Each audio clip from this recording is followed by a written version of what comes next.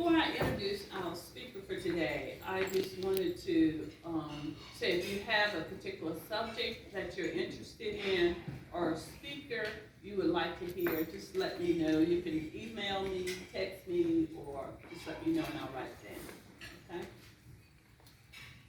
So our speaker this month will be Regina Smithwick. She is an author, motivational speaker, and certified life coach. Regina is the owner of Smithwick Solutions that offers organizational services and is also host and producer of the Facebook and YouTube live show, Let's Talk. She attended Virginia State University and received her Master's of Science degree in Organizational Leadership from National University. I met Regina probably about 3 years ago when I came to Greenville. She and I are sorority sisters, and I have known her to be a great leader, a great friend, but I never knew that she had so much talent, and she is a very talented individual. So if you help me welcome Regina. All right, bravo to the chefs. They did a great job. Jean K, I eat there all the time. So I'm very familiar with their food. All right. In 1 second. Let's start.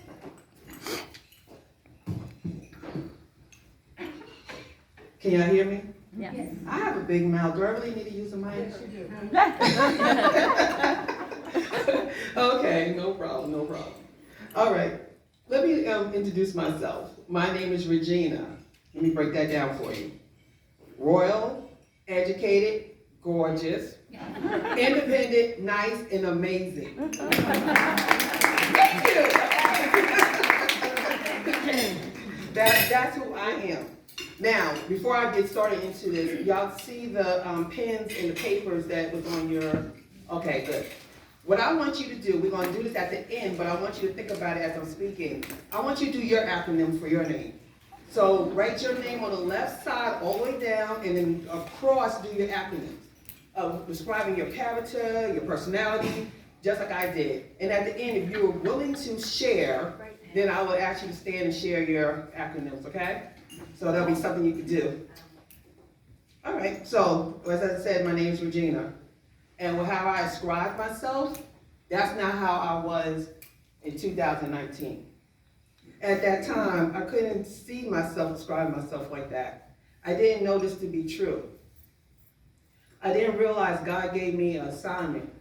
I didn't realize that I was not living in my full potential, and I did not know my purpose in life. In September, let me take it back. So September 2019, it was a Saturday afternoon.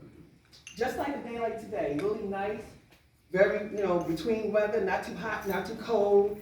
I was able to do a lot of things that day. I was very productive that day. I did my errands, I washed my truck. I was just in a great mood that day. But I didn't know later on that same beautiful Saturday afternoon, I had my first mental breakdown.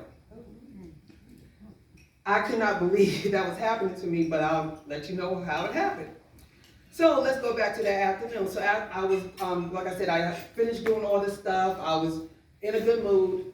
I had a date that night. So I was getting ready for my date. I was playing my music, putting on my makeup, getting dressed. The gentleman called me, make sure that I was on my way to the restaurant. It was our first date. Got to the restaurant. Everything was okay. It wasn't the best date. You know how some of the dates are kind of, well, they're not horrible, but they just, yeah. So it was one of those type of dates. But, I was okay. This could be something. We said our goodbyes, went back to the house, and then he gave me a call. So I'm thinking like, okay, he's calling me to tell me, he had a good time. He was calling to tell me, I just got home, That wasn't it. He was calling to tell me, to inform me that he did not get this tingly feeling that he usually gets when he dates people. And he said that feeling he gets, that tingly feeling, that tells him that you're the one. So he didn't get that with me. So he wanted to tell me that he would no longer be talking to me. So I said, wait a minute. You didn't give me no kind of inkling idea while we was out there this was going on. But to make insult to injury, he asked his uncle before he called me to say, is this or should I do this? And uncle said, yeah, you don't need to date her because, you don't get that tingling finger feeling. And he actually told me what he told his uncle. So that was something totally out of this world. So before I hung up the phone, I realized I was doing something. I started campaigning of how great I was. I started telling him how great I was. And I couldn't believe I just stopped in my track and said, what am I doing? Why am I sitting here telling this man how great I am? I just stopped talking. I just hung up the phone and I just started crying. I couldn't understand what was happening to me. Have you ever cried before when your eyes were puffy, swelled up, headache, and you were talking like this because you couldn't talk because you're hyperventilating, kind of cry? That's the type of cry I was doing. I just didn't understand what's happening. My head was hurting. I just got on my knees and asked God. I told him to save me. I don't know what's going on with me because I shouldn't feel this way. I shouldn't let nobody that I barely met shift my mood and shift my day. Why would I let one man who I barely know, this first date, shift me so much? And at that moment, I realized I didn't love myself. I didn't love myself. So I decided that moment as well, I needed to get help. And I reached out the next morning to a spiritual life coach. And honestly, this lady saved my life. After doing my work, I realized several things. I realized that I was not standing in my truth. I did not love myself. I was lying to the world. And I needed to say 3 words out loud and actually be proud of those words. So, let me reintroduce myself to you. My name is Regina, and I am adopted. That took a lot for me to say, still to this day. I never thought in a million years that I would be able to say those words out loud. When I was younger, I used to hear kids speak about it. They used to say, oh, you're adopted, your parents gave you away. Your parents didn't love you. They just threw you away. That was hard because I thought being adopted was good when my parents told me about it. But when I went on the street and started seeing how the world is to see adoption, they saw it as a bad thing. So at that moment, I decided to keep that a secret. I didn't want that to be used against me, and I did not want that to be used against my parents. So in 1976, can you believe I'm that old? 76. 1976, I kept that same secret for 44 years before I decided to tell my truth. Only ones that knew was my immediate family. So after I decided to stand in my truth, I decided to find my birth family. I turned 52 almost 2 years ago. And that, in my 50th birthday, I decided to find my birth family. So I ordered the DNA kit. It's easy on Amazon, totally easy these days. On Amazon, a $19.90 or not, I got mine on sale, $49. $49 DNA kit. I got my results. And can you believe it only took me 1 day to find my birth mother and father? Just 1 day. 1 day. One of my new cousins that actually helped me on this journey to help me find my family, I found her on the DNA website. She said, Regina, you have to write a book about this experience because this is not normal. This doesn't happen like this. This doesn't happen. For you to find your family in less than 1 day, you really need to write. And I was like, wait, author? No, I never thought about being an author before. I'm not going to write no book. I just started complaining about it, and I said, wait, I got quiet. I heard God start speaking to me. He said, honey, this is not about you. This is not about you. This is about you helping other people that's in your predicament, the other people that live in your life. And if you're going to help one of those people, it'll be all well worth it. So I decided to go ahead and write my book, and as you see back there. After completing my book, I was excited. However, I was so nervous because I was about to expose myself to the world. I knew after releasing this book, that was it. No more secrets, no more hiding, no more the world gonna know my truth. So the big day has came and is here, my release date. However, my responses were amazing. I had adopted children reaching out to me to tell me that their stories, and to tell me that my book helped them. I had adopted parents that reached out to me from all over the world who told me, hey, I'm taking this book and I'm gonna use this book to explain to my children when it's time to tell them that they're adopted. I never thought that my book would do all this. I didn't. I didn't know this was gonna happen. But that's what happens when you sit there and listen to what he tells you. And I learned a couple of lessons during this whole journey, and a couple of wisdom keys. One is, it's not happening to you, it's happening for you. It's not about you, it's about helping other people. God gives all of us a purpose. I believe if you're breathing, if you're here, there's a reason why you're here. Everybody's here for a reason. Being adopted is like being blessed 4 times. I had 2 people that brought me into this world, and I had 2 people that provided and cared for me. So I've been passed by God 4 times. That's a blessing. Now, if y'all don't mind me kind of breaking down the adoption side of this, being adopted and how it feels. I had actually a conversation with Connie over here, and she knows exactly what I'm talking about. So anybody else had adopted children or know people who adopted children? Yeah. Being adopted, they kind of make you feel kind of funny about it, because sometimes they make you feel that you should just be appreciated and happy that somebody took you. And you're not supposed to have feelings of a void. You're gonna always have a void because biologically you have something missing. You know, when you're birthed through your parents, you don't really think about it, but when a person is not, they are so appreciative of what you gave them, but they still have something missing. And sometimes they express it in different ways. But that's okay. That's okay. That's what's supposed to happen. Because there's something that they have not. They have so many unanswered questions that they really need to be answered to make them feel whole. Because imagine you walking around and not knowing who your mother and your father is. My height, I'm the tallest one in my family. My parents are 5'8" and 5'2". When I found my birth family, my dad is 6'4", my brother's 6'5", and my sister's 5'9". I found my height. But I always wondered about that. My hands are just like my father's. My teeth, my smile, my dimples, all my sisters and brothers, we all have dimples. It was amazing to just put pieces together. 50 years and not knowing where you're from and finally putting the pieces together. Ladies, it's an amazing feeling. When you can look at somebody and they actually look like you. When you can look at somebody walk and you're like, I walk like that.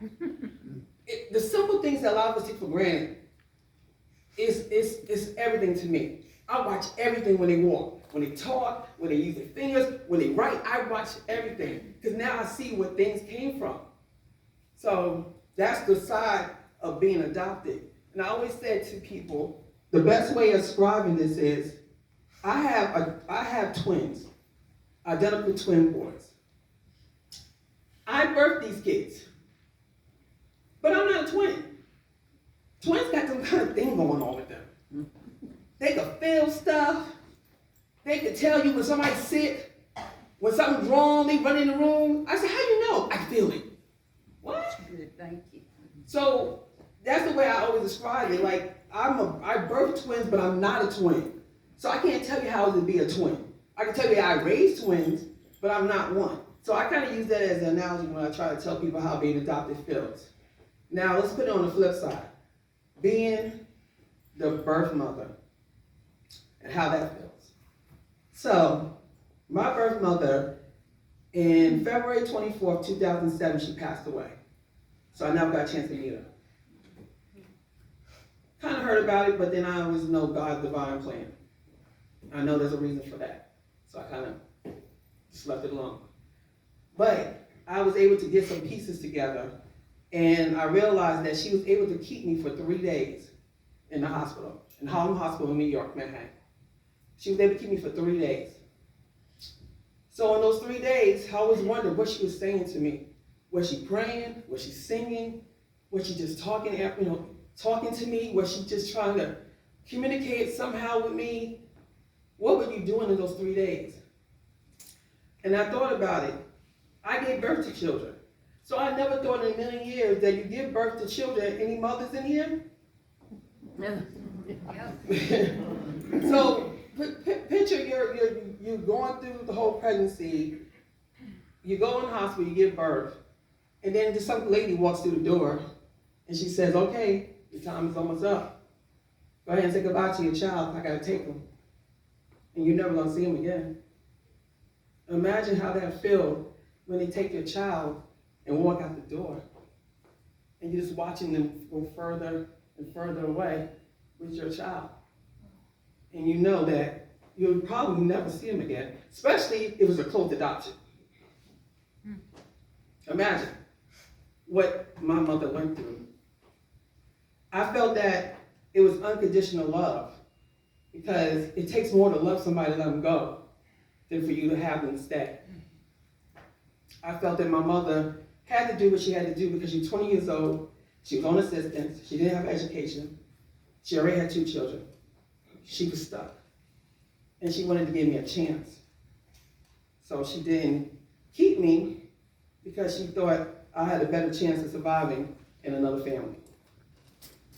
I feel that's unconditional love. My mother named me Regina, my birth mother. My adopted mother said, I don't want to change her name. I want her to have a piece of her mother. So let her keep that name. I'll just give her my middle name. So my name is Regina Renee. My adopted mother named me Renee. My birth mother named me Regina. What does Regina mean? Anybody know? Anybody? Regina means queen. That's the name Regina means. It means queen. My mother named me a queen. There's a purpose for this name. I never met her, but I know she meant a meaning for that name. So when I was on my knees in 2019, crying my eyes out, I thought about that. And I said, Regina, you're not acting like a queen. She didn't name me that for no reason. Get up, tilt your crown, and get it together. Get it together. Don't let her down. She didn't let you down. She gave the ultimate sacrifice by giving you a good life. And the only thing she asks you to do is live by your name. And so I decided to do that. On that day, that beautiful Saturday afternoon in September of 2019. So I would say to you, God's plan is always the right plan. Trust in God's divine order. Since I'm doing this work, since doing my work, in less than 1 year, I started a professional organizational company. I became a certified life coach. I became a talk show, a podcast host, and now I'm an author. I did it all in 1 year. The reason why is because now I'm being my queen. And I'm not letting nobody shift my mood anymore. I'm not letting nobody shift my attitude no more. I'm not letting nobody shift me no more. And I realized who I was. Because I am royal, educated, gorgeous, independent, nice, and I'm amazing. So now I'm living in my truth. Lastly, we are not promised perfection. But I learned this getting to know my new family. They ain't never talk about that part. You always see the part everybody go, hey, how you doing? I'm your mother, I'm your brother. And then the show goes off, everybody goes off, right? You never see what happens after you meet your family and what happens the weeks and months and later on. You gotta get to learn people from scratch. I was raised as an only child. I have 6 siblings now. And I have a father who's still here, my birth father. I have to learn all these people's personalities. That's a lot. You instantly love them because they're your siblings, but I don't know them. So I had to learn this. Nobody's promised perfection. I learned to love myself first, but I had to love them for where they were at. That's why God did not allow me to find them sooner. I had to be able to absorb. I had to be able to take in what was going to be given to me.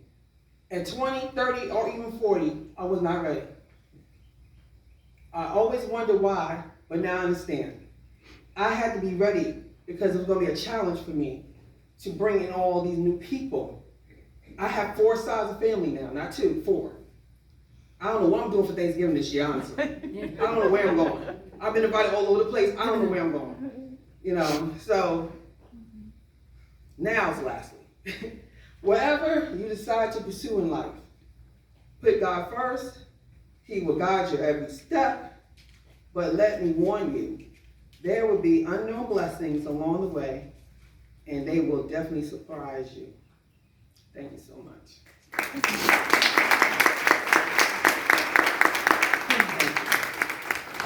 I just wanted to know that anybody do the exercise? Yeah, sure. Okay, anybody want to volunteer? Stand up. Me? Yes, ma'am. Do I read them all? Whatever you have. How long's your name? Yeah, how long's your name? The first one is sultry. That's a good one. That's what I'm talking about. The second one, my name's Sharon, by the way. Okay. Happy. Okay. Awesome. Yeah, there you go. Can't see. Royal. Very good. Still can't see. Original. Mm-hmm. And nutty. There you go. Now wrap you up, Sharon. No, thank you for sharing. That's a Anyone good else? combination, Sharon. There you go. My name is Rose Marie. Okay. I'm always ready to help. Mm-hmm. I'm on time. I'm sure about myself. Mm-hmm. I'm energetic. I'm mindful. Able to get around. Mm-hmm. Ready for anything. Interesting. So you want to say that one? You ready for everything? And energetic. Okay, thank you. Anybody else? This is fun. She's not lying. Oh, she's not lying? She is not lying. Oh, she's not lying. Somebody about anybody else want to share? There you go. Okay, now I have 2 L's in my name, so this is a problem. Mine too, L. Okay, my name is Phyllis. Mhm. I'm patient, I'm hopeful, I'm young at heart, I'm loving and I'm loving, I'm inquisitive, and I'm smart. There you go. I love these. I love these. I say mine every morning when I wake up. I thank God wake me up, and then I say that every single morning. It starts my day. Yes, ma'am. Uh-oh. Oh, she ready. Go ahead, I saw that. I have a very short name, so I'm gonna do my first name and my last name. Okay. June Grace. Yeah, girl.